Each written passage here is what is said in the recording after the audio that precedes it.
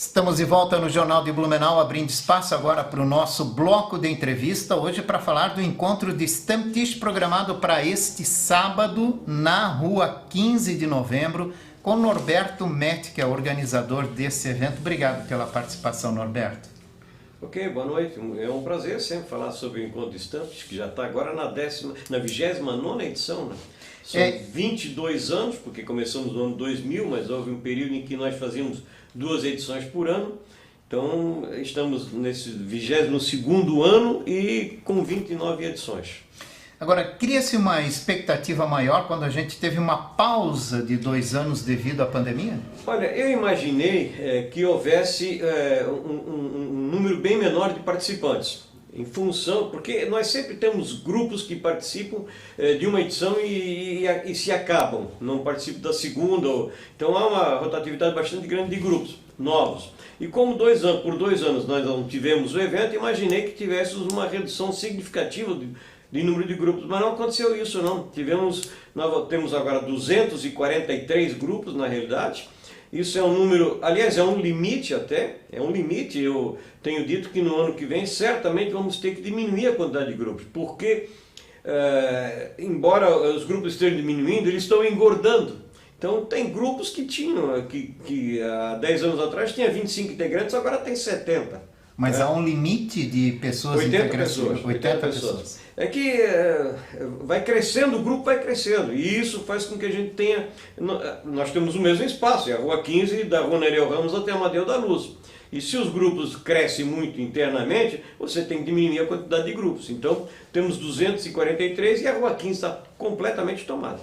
Se encontra um sonho teu do saudoso Caminha, né, que começou lá atrás com poucos grupos participantes e dos poucos grupos, né, poucas pessoas, e que se tornou aí um fenômeno que se espalhou não só em Blumenau, mas por praticamente todo o estado. Isso, né? É importante. De todos os eventos que Blumenau fez, e eventos importantes como o Oktoberfest, por exemplo, que proporcionou a criação de uma série de outras festas em Santa Catarina, o Stammtisch foi o evento que mais teve crias, né? Existe hoje uma gama bastante grande de eventos em várias cidades, não só do Vale, fora do Vale, com outros nomes, não Stammtisch, mas encontro de amigos ou encontro de confrarias.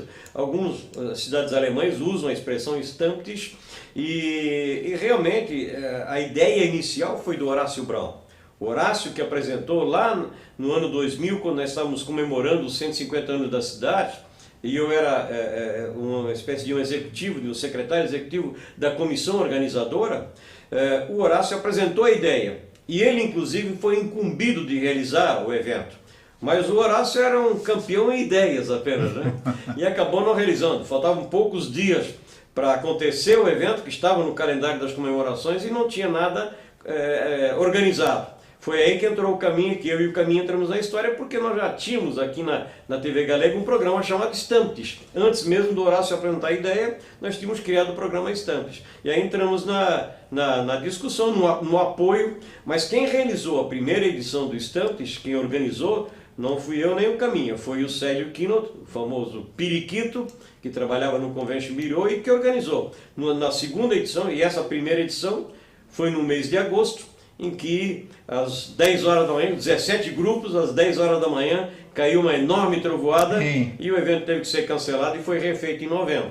A partir do ano seguinte, então começaram as edições de abril e de setembro.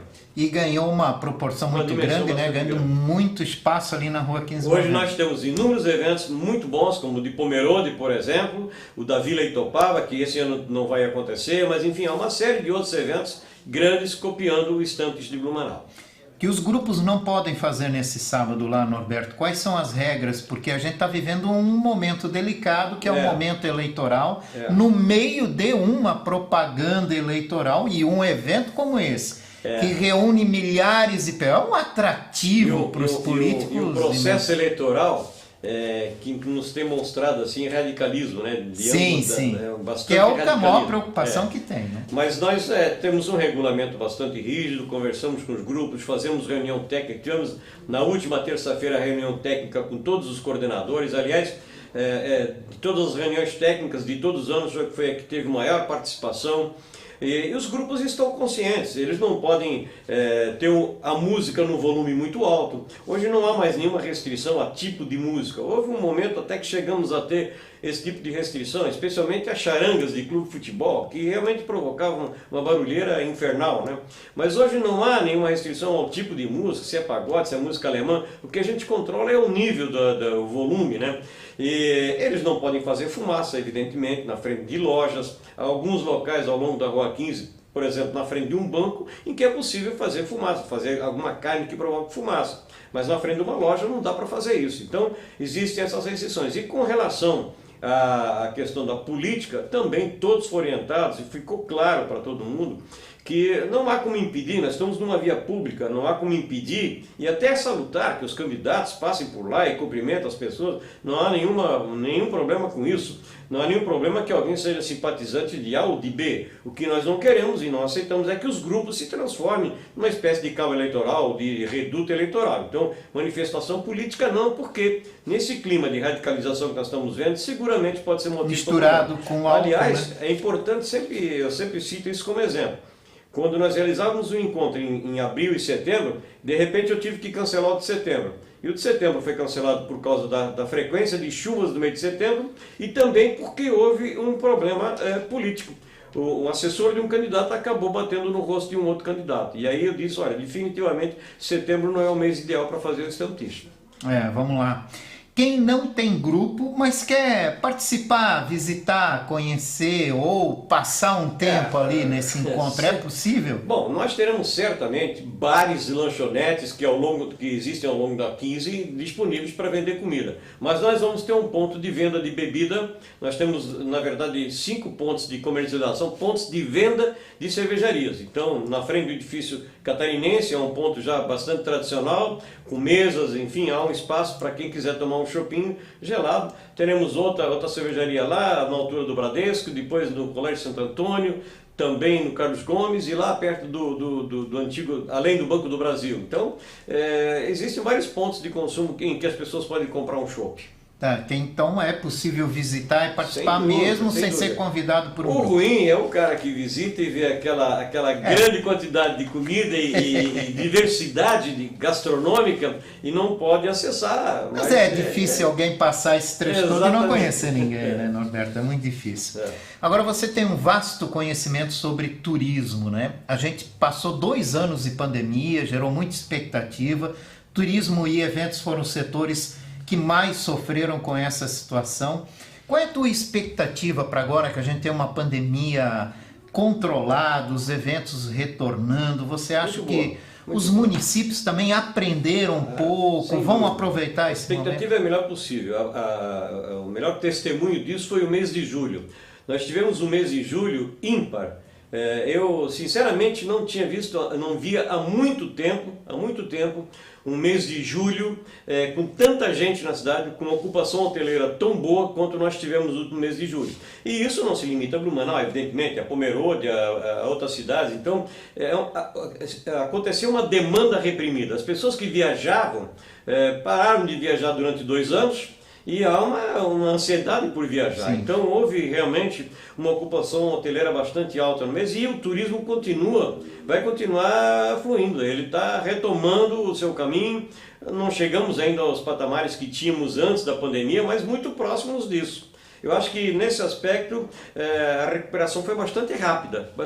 Os hotéis estão satisfeitos com a movimentação e agora estão começando a aparecer os eventos. E os eventos são outros, também atraem, evidentemente, visitação turística. Então, eu diria que o cenário é muito bom, muito promissor.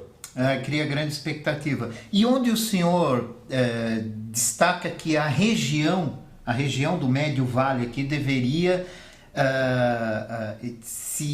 avançar para atrair mais o turismo? Olha, onde é que a gente peca, na tua opinião? Nós estamos pecando hoje num aspecto que é não trabalhar regionalmente. Os municípios ainda continuam trabalhando isoladamente. Nós temos um atrativo que é o Vale Europeu, até o nome é extremamente atrativo. Aliás, é importante ressaltar isso. Ele é tão atrativo que nós conseguimos, há 2 anos atrás, eu consegui convencer a ANVI, que eternamente se chamou Associação dos Municípios do Médio Vale, hoje ela se chama ANVE, Associação dos Municípios do Vale Europeu. Graças à presidência, se eu não me engano, eu acho que do próprio prefeito Hildebrando ou do prefeito de Gaspar. Mas enfim, a ANVI trocou de nome porque o nome Vale Europeu é atrativo. É preciso trabalhar isso em conjunto. Os municípios não podem mais trabalhar turismo isoladamente.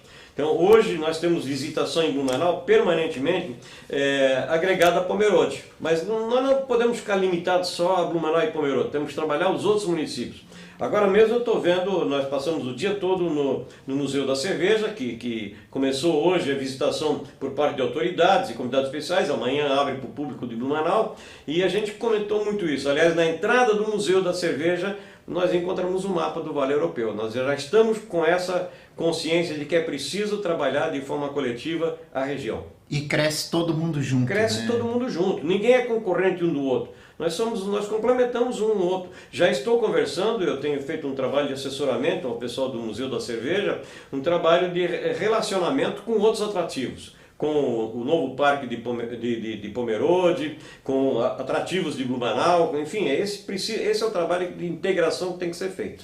Norberto, sábado, a partir das 9 horas da manhã? A partir das 9 horas da manhã, na verdade, os grupos chegam mais cedo. Eu só não posso perder a oportunidade de dizer aqui que, com relação à chuva, recebi hoje uma enxurrada de telefonemas querendo saber a respeito da chuva. Essa decisão, como eu fazia antigamente nos desfiles da Oktoberfest, eu tomo na última hora. Então, na sexta-feira, no final da tarde, a gente vai decidir se vamos cancelar, ou vamos adiar, aliás, não é cancelar, vamos adiar para o dia seguinte, para o domingo, dia 4, ou se acontece no sábado. Mas eu estou ainda muito confiante, conversei há pouco por WhatsApp com o Coronel Menestrina, que também concorda que é melhor a gente esperar um pouco, porque parece que dá para fazer no sábado. Vamos aguardar. Tá joia. Obrigado pela sua participação. Ok, muito obrigado também.